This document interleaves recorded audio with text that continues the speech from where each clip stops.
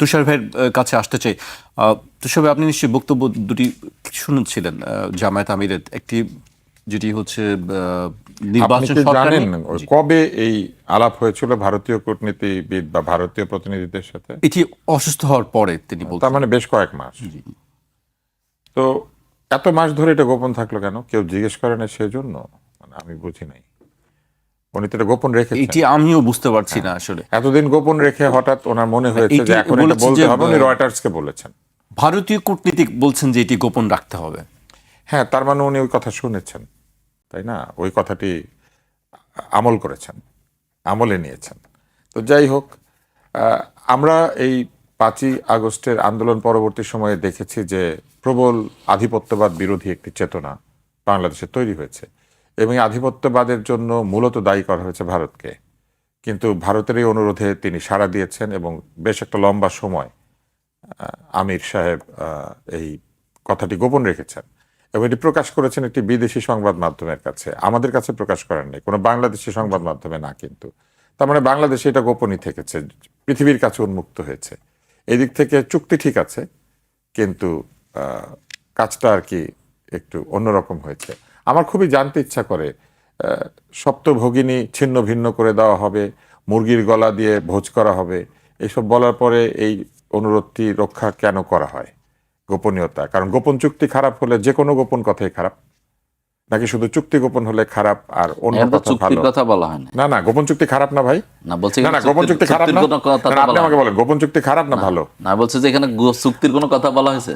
আসেন, আপনি আমাকে শুধু এইটুকু বলেন যে গোপন চুক্তি ভালো না খারাপ? না, অবশ্যই গোপন চুক্তি খারাপ। হ্যাঁ, তার মানে চুক্তির কথা গোপন রাখলে খারাপ, কিন্তু গোপনীয়তার জন্য যদি কথা দেওয়া হয় সেটাও একটা চুক্তি, অলিখিত চুক্তি, এটা ওয়াদা যে আমি আপনার কথা গোপন রাখবো। উনি সেটা রেখেছেন, তাই না?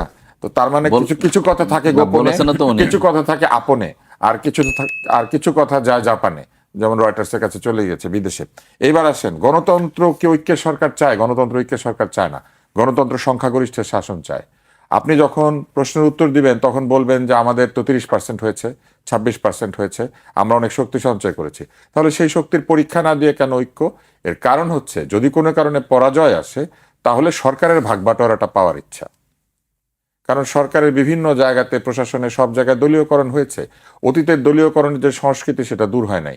আধিপত্যবাদের বিরুদ্ধে, আধিপত্যবাদ বিরোধী বলেন অথবা নয়া আধিপত্যবাদের একটি দলীয়করণ হয়েছে। আমরা চেয়েছি মেধার শাসন, আমরা চেয়েছি মেধার লড়াই হবে। আমরা বলেছি কোটা না মেধা, কোটা না মেধা, মেধা মেধা। তাহলে মেধা মেধা বাদ দিয়ে কি হলো? এক ধরনের দলের সমর্থকদেরকে সমস্ত পজিশনে বসিয়ে দিয়ে বলা হলো ওনারাই মেধাবী এবং ওনারাই নিরপেক্ষ। ঘটনা তো তা নয়। দলের বিপরীতে দল যদি আসে তাহলে সেটা মেধার প্রতি জাজমেন্ট করা হলো না। বিএনপির সময় যে সচিব চাকরি পেয়েছেন, যে সচিব পরীক্ষা দিয়ে, সচিবের পরীক্ষা দিয়ে উত্তীর্ণ হয়েছেন, মেধার পরীক্ষা যে প্রথম হয়েছেন, সেই সচিবের চাকরি চলে গেছে, কারণ উনি শুধু আওয়ামী লীগের সময় প্রমোশন পেয়েছেন। এটা কোন যুক্তিতে? এটা দলীয়করণ না? এটা দলীয়করণ। এবং দলীয়করণের বিপরীতে দলীয়করণ যদি হয় তাহলে ওই যে ব্যাপারটা সেরকম দাঁড়ালো যে যেখানে ওল সেখানে তেঁতুল, তাই না? বনো ওল তেঁতুল। হ্যাঁ, তো এই হচ্ছে অবস্থা। এখন গণতন্ত্র তো ঐক্য চায় না, গণতন্ত্র চায় সংখ্যাগরিষ্ঠের শাসন। মানুষ ভোট দিবে একটা দলকে ক্ষমতায় নেওয়ার জন্য, আর মানুষের কাছ থেকে আপনি ক্ষমতায় যাবেন এই প্রতিশ্রুতি দিয়ে তারপরে বলবেন যে আমরা এখন ভাই ভাই মিলে দেশ শাসন করি, আমরা তোমরা তোমরা আমরা। তাহলে আমি ডামি আর আমি তুমি তো একই হলো।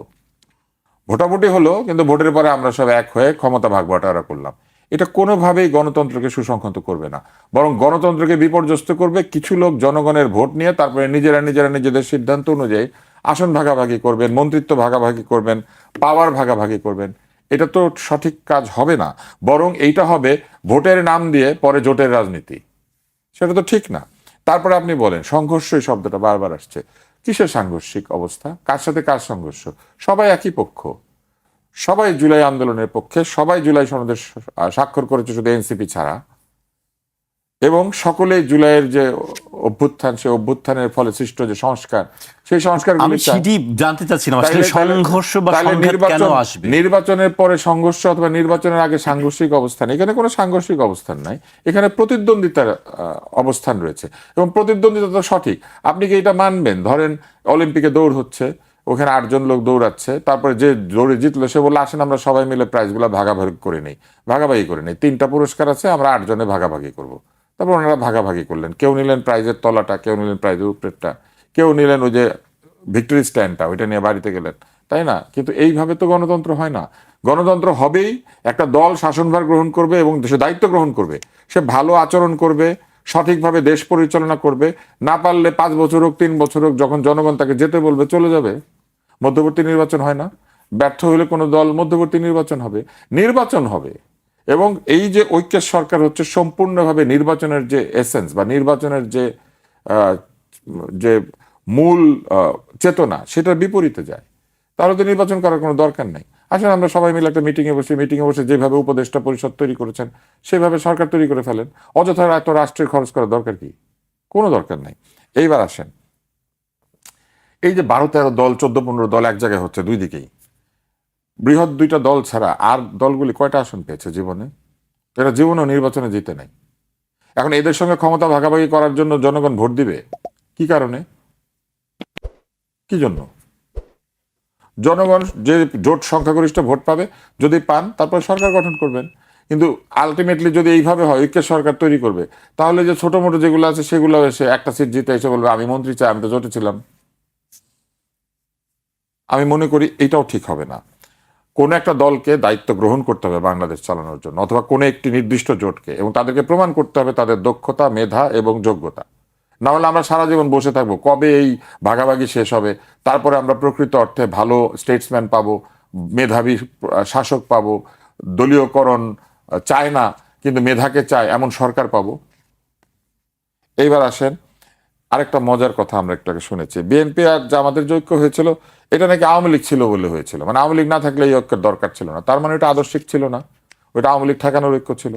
আবার এখন যে ঐক্য হচ্ছে, অবশ্যই উনি স্বীকার করেছেন, তাহলে এখন যে ঐক্য হচ্ছে সেটা আবার বলছে এটা নির্বাচনের ঐক্য, এটাও কিন্তু আসলে আদর্শিক ঐক্য না। তার মানে জামাত কখনোই আদর্শিক ঐক্য করে না, সবসময় নির্বাচনে জেতার জন্য, এরে ঠেকানোর জন্য, ওরে ঠেকানোর জন্য ঐক্য করে। এটা তো আমরা আশা করি না। যে দলের শেষে সুন্দরভাবে জামাতে ইসলাম আছে, এত চমৎকার যাদের ব্যবহার, প্রত্যেকটা লোক সৎ বলে আমরা মনে করি, তাই না? এবং তাদের একটা সততা নিষ্ঠার প্রতি তাদের একটা দলীয় একটা অবস্থান রয়েছে। যাদেরকে তারা দলে নিয়েছেন এই জোটে, তাদের কি সততা নিশ্ছিদ্র? শহীদ ওসমান হাদি একাধিক দলের বিরুদ্ধে দুর্নীতির অভিযোগ করেছেন, এমনকি জুলাই অভ্যুত্থানের সাথে জড়িত ব্যক্তিবর্গের কারো কারো বিরুদ্ধে তিনি দুর্নীতির অভিযোগ করেছিলেন। সেই ধরনের দুর্নীতির অভিযোগ রয়েছে এমন ব্যক্তি বা দল কি তাদের এই জোটের মধ্যে আছে? এই প্রশ্নের জবাব কি তারা সরাসরি দিতে পারবেন? এবং আওয়ামী লীগ নাই, আওয়ামী লীগ নাই, ভেরি গুড, আওয়ামী লীগ সংগঠন হিসেবে নিষিদ্ধ বা স্থগিত হয়েছে, আওয়ামী লীগের ভোটাররা নাই। 30-32% যখন হিসাব করা হচ্ছে তখন আওয়ামী লীগের ভোটারদেরও 20%, 10%, 15% হিসাব করতে হবে না? এই লোকগুলি কোথায় ভোট দিবে? এটা কিন্তু একটা বিরাট সেটি আমি বিরাট আসছি, সুইংিং বিষয় কোথায় হবে। ভোট দেবে সেটি হ্যাঁ, পরবর্তীতে আসছে। এবং আসেন লন্ডনে তারা গিয়ে আপোষ করার চেষ্টা করেছিলেন বা কোন একটা মীমাংসা করার চেষ্টা করেছিলেন। আমরা তো এটাই চাই না। লন্ডনে বলেন কিংবা দিল্লিতে বলেন কিংবা পিন্ডিতে বলেন, এই আপোষ মীমাংসার কিছু নাই। আমরা চাই ওই যে বিদ্রোহী কবিতার মতো, তাই না, করি মৃত্যুর সাথে গলাগুলি ধরি, কি করি, করি শত্রুর সাথে গলাগুলি ধরি মৃত্যুর সাথে পাঞ্জা। তো করি শত্রুর সাথে গলাগুলি ধরি মৃত্যুর সাথে পাঞ্জা। ইলেকশনও কিন্তু এইরকম, আপনি শত্রুর সাথে গলাগলি করবেন কিন্তু নির্বাচনে পাঞ্জা লড়বেন, এবং সেই পাঞ্জা কাকে নিয়ে? জনগণ পিছনে নিয়ে। যেই দলের জনসমর্থন নাই মনে করেন, সেই দলে এখন জামাতের ছায়াতলে গিয়ে আশা করছে তারা নির্বাচনে জিতবে। এদের তো দল টিকিয়ে রাখার দরকার নাই, এর সম্পূর্ণ অপচয়। তাদের উচিত সরাসরি জামাত ইসলামে যোগ দেওয়া, তাদের উচিত সরাসরি বিএনপিতে যোগ দেওয়া। কি কারণে ছোট ছোট দল বানিয়ে ওই যে কার কি উচিত সবকিছু আমরা ঠিক না না না, এটা আমি নাগরিক হিসেবে বলছি, কার কি উচিত আপনারা ডিসাইড করবেন। আমি নাগরিক হিসেবে আমি কি বলছি, হ্যাঁ, আপনারা কি করছেন আসলে? ব্যালট পেপারটাকে লম্বা করছেন অথবা জোটের মধ্যে ঢুকে একটা জোটকে বড় করছেন, কিন্তু এক একজনের ভোট নাই কিন্তু আসলে, থাকলে পরে জোটে যায়। কিন্তু গণতান্ত্রিক দেশে তো আপনি এটা ঠিক করে দিতে পারো না, কে করবে কি আমি ঠিক করে দেওয়ার কথা বলছি না, আমি কিন্তু ঠিক করে দিতে বলছি না। বড় হবে কি ছোট হবে, হ্যাঁ, আমি শুধু এতটুকুই বলছি যে এইগুলির মাধ্যমে আমরা কি করি জানেন, আমরা কিছু ছোট ছোট দলকে টিকিয়ে রাখি শুধু ভোটের সময় বাণিজ্য করার জন্য। ভোট বাণিজ্য, এরা ওই যে পোলিং অফিসার পায়, এরা ওই যে বিভিন্ন কেন্দ্রে তাদের নিজেদের লোক দিতে পারে, এগুলা করে কিছু দল। আর কিছু দল কি করে, জোটের মধ্যে ঢুকে জোটের সুবিধাটা এনজয় করে। তাই না? ওনার নিজের দল নাই, নিজের জোট, মানে নিজের দলের নেতা হিসেবে উনি কারো কাছে গিয়ে সে অ্যাকসেপ্টেন্স পাবেন না, কিন্তু জোটের নেতা হিসেবে তিনি বিভিন্ন জায়গায় গিয়ে হাজির হবেন। এগুলিকে তারা এনজয় করেন। আমি মনে করি যে নতুন বন্দোবস্তের যে রাজনীতি, সেই রাজনীতি যদি সত্যি বাংলাদেশে করতে হয়, তাহলে মেধাভিত্তিক হতে হবে সবকিছু।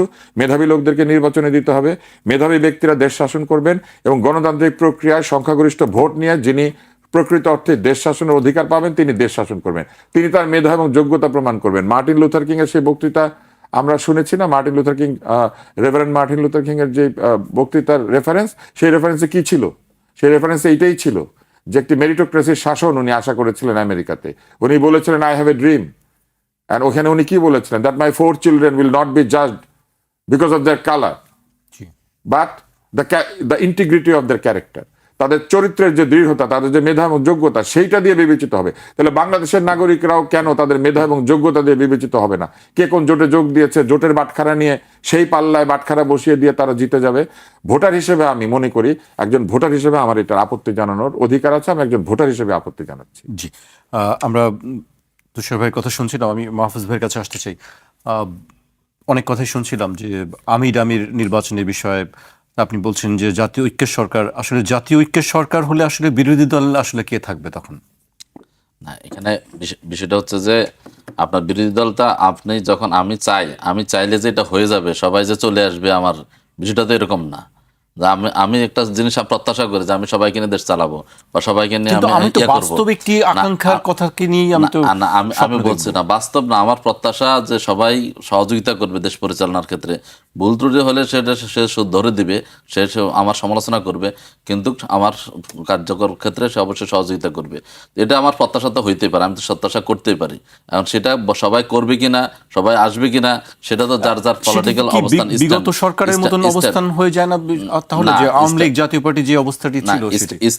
স্ট্যান্ড তার ভিন্ন হতে পারে বা ভিন্ন হবে, সেটা আমরা মনে করি। এখন প্রত্যাশা বিষয়টা হচ্ছে যে আপনি দেখেন, এই যে ভাই বললেন যে দল বড় করা বা জোট বড় করা, এখন একটা গণতন্ত্র কি? গণতন্ত্র তো হচ্ছে ব্যক্তি স্বাধীনতা। গণতন্ত্র হচ্ছে যে রাজনীতি করতে চাইবে সে রাজনীতি করতে পারবে, যে নির্বাচনে দাঁড়াইতে চাইবে সে নির্বাচনে দাঁড়াবে। যদি কোনো নির্বাচন কমিশনের যে কন্ডিশনগুলো আছে সেটা যারা ফিল আপ করবে, সে নিবন্ধন পাবে, সে নির্বাচন অংশগ্রহণ করতে পারবে। সেখানে তো আপনার আমি বাইন্ডিং করে দিতে পারবো না কি কয়েকটা পার্টি নির্বাচন করবে, কে করবে না, কে রাজনীতি করবে, কে করবে না। এটা তো গণতন্ত্র না। এটা তো তাহলে আপনারা যে কন্ট্রোল ডেমোক্রেসি বা হচ্ছে যে যারা চীন কমিউনিস্ট পার্টি অন্যান্য দেশে যেটা সম্ভব, সেটা তো আর গণতান্ত্রিক দেশে সম্ভব না। আপনি নির্ধারণ করে দিতে পারবেন অমুক পারবে অমুক পারবে না, আসতে পারবে আসতে পারবে না, সে দাঁড়াবে, জনগণ ভোট দিবে, দিলে সে থাকবে, না থাকলে থাকবে না। এটা তো গণতন্ত্র। এটা আমরা নির্ধারণ করে দিতে পারবো না, দেওয়া উচিত না। এরপর হচ্ছে যে আপনার ভারতের যে বিষয়টা বলা হয়েছে, আচ্ছা আসলে রয়টার্সের সাথে সাক্ষাৎকারে আমাদের আমির জামাত যেটা বলছেন, তিনি বলছেন যে তিনি যখন অসুস্থ ছিলেন তখন বিভিন্ন দেশের কূটনীতিকরা তার সাথে দেখা সাক্ষাৎ করেছেন খোঁজখবর নেওয়ার জন্য। সেক্ষেত্রে সবগুলোই পাবলিসিটি করা হয়েছে, কিন্তু ভারতীয় কূটনীতিক তার সাথে সাক্ষাৎ করতে এসেছেন, তখন বলছেন যে বিষয়টা যেন ইয়ার প্রচার না করা হয় এবং সেটা যেন রাখে। কিন্তু এমন তিনি বলছেন যে না, অবশ্যই আমরা সবগুলো পাবলিসিটি হচ্ছে, পাবলিক হচ্ছে, তো এটা আপনি গ্রহণ রাখতে বলেন কেন? আমাদের যা হবে সেটা প্রকাশ্য হবে। আপনার তো এটাকে সাধুবাদ জানানো উচিত যে জামাত ইসলামী অন্তত জাতীয় পার্টি যেরকম বলছে যে ভারত কি বলে দিয়েছে সেটা আমরা বলতে পারবো না, কারণ ওনারা অনুমতি দেয় নাই, অনুমতি ছাড়া আমি কথা বলতে পারবো না। তো অন্তত এরকম তো মানে গৃহপালিত বা হচ্ছে যে পালিত হয় নাই। বলছে যে ওনাদেরকেই বলছেন যে আমরা এটা পাবলিক করব এবং এটা পাবলিক হওয়া উচিত, কারণ হচ্ছে যে আপনার সাথে আমার সম্পর্ক বা এটা জনগণ জানবে, দেশবাসী জানবে, সেটা কোনো না। আর জামাত ইসলামী তো এটা বলার না, কারণ আপনারা জানেন যে এর আগে আওয়ামী লীগের সময় আপনারা দেখেছেন যে বলা হচ্ছে জামাত ছাড়া সবাই ভারতে স্বাগতম, তো জামাত অ্যাকসেপ্ট, এবং সবসময় বলা হয়েছে যে জামাতকে তারা সেভাবে করেন। এখন বাস্তবতার আলোকে যখন জামাত ইসলামী এখন বাংলাদেশের রাইজিং ফোর্স, বাংলাদেশের জামাত ইসলামী ক্ষমতায় আসতেছে আগামী দিনে, সেটা হয়তো তারা উপলব্ধি করতেছে, তার সাথে সম্পর্ক করার জন্য তারা চেষ্টা করছে, এবং সেটা আবার তাদের কোনো কারণে সেটা তারা গোপন রাখার জন্য বলছে। কিন্তু জামাত ইসলামের আমির জামাতই তো এটা ওপেন করেছেন, তিনি তো এটা গোপন রাখেন। জি মাহফুজ ভাই, আরেকটি ওই প্রতিবেদনে, রয়টার্সের প্রতিবেদনে এক জায়গায় বলা আছে যে বাংলাদেশের বিভিন্ন রাজনৈতিক দল ভারতের সঙ্গে যোগাযোগ রাখছে। জামায়াত ইসলাম কি এ ধরনের কোনো যোগাযোগ রাখছে না? এখন সেটা তো আমরা বলছি যে জামাত ইসলামীর পক্ষ থেকে জামাত ইসলামী একটা দল, একটা দেশের একটা দল হিসেবে আপনি হচ্ছে যে জামাত ইসলাম আমির আজকেও বলছেন যে আমরা একটা ভারসাম্যমূলক কূটনীতি চাই। আমরা কারো দিকে মানে ঢুকে যাব, কারো দিকে আপনার হচ্ছে যে একদম নির্ভরশীল হয়ে যাব। গত 17 বছর যেটা হয়েছে, ভারত যা বলতো তাই আমাদের কূটনীতি। ভারতের বাইরে গিয়ে আমরা আমাদের দেশের স্বার্থে কথা বলতে পারি না, অনেকের সাথে আমরা জোট করতে মানে সম্পর্ক বজায় রাখতে পারি নাই, বা আমাদের যে ন্যায্য হিস্সা আমরা সেটা আদায় করতে পারি নাই। কারণ এখানে অবৈধ একটা সরকার ছিল এবং তারা ভারতের আনুকূল্য নিয়ে নির্বাচিত হয়েছে। নির্বাচিত অনির্বাচিত নিশিরাত এবং হচ্ছে যে সন্ধ্যাকালীন বিভিন্ন রকমভাবে তাদের আনুকূল্য এবং সাপোর্ট নিয়ে তারা সরকার পরিচালনা করেছে। সেখানে জনগণের সমর্থন ছিল না বিধায় তাদের উপর নির্ভরশীলতা ছিল। কিন্তু আপনি যখন একটা দেশ আধুনিক যুগে এসে একটা দেশ পরিচালনা করবেন, আপনাকে অবশ্যই কারোর জন্য দরজা বন্ধ রাখা যাবে না, সবার সাথে আপনার সম্পর্ক থাকতে হবে। কিন্তু সম্পর্কটা হতে হবে অবশ্যই আত্মসম্মানের ভিত্তিতে, ন্যায্যতার ভিত্তিতে। সম্পর্ক অবশ্যই কোনো দাসত্ব নয়, সম্পর্ক হবে আপনার উইনিং উইনিং সিচুয়েশনে। সেরকম সম্পর্ক তো আপনার একটা রাষ্ট্র পরিচালনা করতে হলে সবার সাথে থাকবে। এখন কোথা থেকে আপনার আগ্রাসন, কেউ যদি আগ্রাসী হয়, কেউ যদি আপনাকে প্রভু হিসেবে আসতে চায়, এই যে খালেদা জিয়া একটা কথা বলছেন যে আমরা সবার সাথে সম্পর্ক রাখবো কিন্তু কারো প্রভুত্ব মেনে নেবে না। এটা তো আমরা রাজনীতির ক্ষেত্রে অবশ্যই একটা দেশের স্বাধীন সার্বভৌম দেশের এটাই হওয়া উচিত।